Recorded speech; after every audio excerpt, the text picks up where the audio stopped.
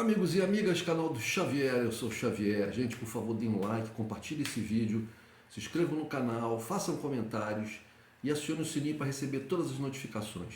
Pelo menos o like e a inscrição no canal já ajuda muita gente. Valeu? Meus amigos, estão tentando fazer aí uma comparação entre uma invasão do Congresso que houve em 2006 por parte do Movimento para a Libertação dos Sem Terra, o movimento dissidente do Movimento Sem Terra, com o que aconteceu no dia 8 de janeiro desse ano. Bom, naquela época, né, naquela invasão, houve sim uma violência desmedida por parte das pessoas desse movimento e houve quebra-quebra, houve gente ferida, etc. E nada disso é desculpável, nada disso é desculpável. Agora, e aí terminam as comparações possíveis. Até porque o que foi quebrado, o que foi atingido, foi só na Câmara dos Deputados naquela época e não foi atacado o Supremo Tribunal Federal nem o Palácio da Presidência da República. O líder do movimento, chamado Bruno Maranhão, que foi até um fundador do PT, depois disso ele ficou apagado no PT. Ele não chegou a ser expulso, mas foi afastado da direção do partido e ficou apagado, né? Sumiu da vida do partido praticamente. As pessoas foram presas. Vejam a diferença. O presidente da Câmara naquela época era o parlamentar Aldo Rebelo, que na época era do PCdoB, era aliado do governo. O presidente da República era o Lula. É óbvio que não havia a intenção desse movimento, que acabou causando esse quebra-quebra lá, não havia a intenção de derrubar o presidente da República, não havia a intenção de derrubar a Câmara dos Deputados, não havia intenção de derrubar o Supremo Tribunal Federal. Ou seja, não era um golpe contra o Estado, não era um golpe contra as instituições democráticas republicanas, não era um golpe contra a democracia. Foi uma coisa completamente diferente. O líder do movimento, Bruno Maranhão, falou em entrevista logo após o acontecimento que o que eles queriam era entregar uma carta para o presidente da Câmara, no caso o Aldo Rebelo, e fazer com que a regra legal que tinha determinado que propriedades rurais invadidas não fossem para a reforma agrária, que essa regra fosse abolida. Eram essas as reivindicações do movimento. Houve um descontrole, né? A própria liderança perdeu o controle dos manifestantes. É o que acontece quando você reúne muita gente, né? Uma multidão é algo difícil de ser controlado, e foi o que aconteceu. As pessoas, outra questão, as pessoas do Movimento Sem Terra, pessoas pobres, o movimento não era financiado, diferentemente desses ataques antidemocráticos, terroristas, não era financiado pelo capital. Não era financiado pelo capital. O Movimento Sem Terra não é financiado pelo capital. Agora, esses movimentos do dia 8 de janeiro foram financiados pelo capital. E as investigações podem chegar não só a empresários de pequeno porte, de transportadoras, ou mesmo do agronegócio, pode chegar a gente muito mais graúda. A outra diferença é que as forças de segurança não estavam, pelo menos uma parcela delas, né, não estavam apoiando o movimento, não estavam tentando proteger, incentivar os manifestantes. Uma outra diferença gritante. Naquela época não se tinha a intenção de fazer um golpe de Estado.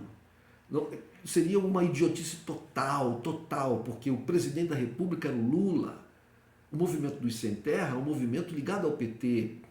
Esse movimento da libertação dos Sem Terra era uma dissidência do movimento dos Sem Terra. O seu líder era uma pessoa do PT. Então não teria o menor sentido que ele tentasse derrubar o governo do seu próprio partido. Não foi essa a intenção. A coisa foi muito concentrada, foi muito dirigida à Câmara dos Deputados, porque houve uma repressão, segundo a liderança do sindicato, tinha havido uma repressão muito grande a essas pessoas que estavam pacificamente. Isso tudo causou uma revolta. E daí a coisa redundou no que ninguém queria, né? Aldo Rebelo, na época, ficou muito indignado e determinou a prisão de todos eles. Então, a diferença é abissal. O movimento do dia 8 foi um movimento terrorista que tinha como objetivo derrubar um governo, derrubar as instituições democráticas, o Supremo Tribunal Federal, o Congresso Nacional e a Presidência da República, e instaurar uma ditadura. Esse movimento do dia 8 é apoiado pelos militares, pelas forças de segurança, polícia militar, etc., e outros grandes políticos. Esse movimento do dia 8, se as investigações podem apontar que inclusive outras instituições e que o grande capital mesmo, os grandes empresários brasileiros podem estar com um dedinho ali. A gente já sabe que o capital de empresários do agronegócio, empresários de empresas de transporte, estavam por trás, financiaram as caravanas. As provas cada vez apontam mais para uma maior participação dos militares, cada vez mais. Os militares estão afundados até o pescoço nesse fatídico dia 8. E como o governo Lula vai conseguir sair dessa situação, é uma coisa que a gente ainda vai ver, porque o futuro está complicado. Porque os militares não vão querer ser responsabilizados, mas vai ficar praticamente impossível que eles não sejam responsabilizados. Praticamente impossível. Os militares só não deram um golpe porque não tiveram apoio internacional, nomeadamente dos Estados Unidos, uma vez que o Bolsonaro tomou um partido dentro do establishment americano, né? Tomou um partido que perdeu as eleições, né? O partido do Donald Trump. Quando eu falo partido, não estou falando do partido político, eu estou falando da divisão, porque o Estado americano, o establishment americano, o deep state americano, ele tem setores, ele é muito grande, então ele tem setores de poder e basicamente está dividido em duas, hoje em dia dividido em duas, coincidentemente com os partidos políticos, está dividido em duas bandas, né? Uma banda muito extremada, muito reacionária, muito à direita, de extrema direita, que se transformou o Partido Republicano, e uma banda mais light, também tenebrosa, imperialista, sem dúvida, os dois, mas mais de centro, né, de uma direita mais liberal e querendo manter, pelo menos, o verniz democrático do governo americano. E o Bolsonaro tomou um partido do Donald Trump, né, e ficou muito inimigo da banda que hoje tem como seu, pelo menos, porta-voz o Joe Biden. Então, com os processos contra o Trump lá nos Estados Unidos, ficou muito difícil que o governo do Biden apoiasse o Trump, apoiasse o Bolsonaro. Mas se o Bolsonaro tivesse sido um pouquinho mais diplomático, talvez os militares tivessem conseguido o apoio que precisavam no exterior. E por isso eles não deram golpe. Por isso eles não deram. E porque também são extremamente incompetentes. O militar brasileiro é uma raça de gente extremamente incompetente.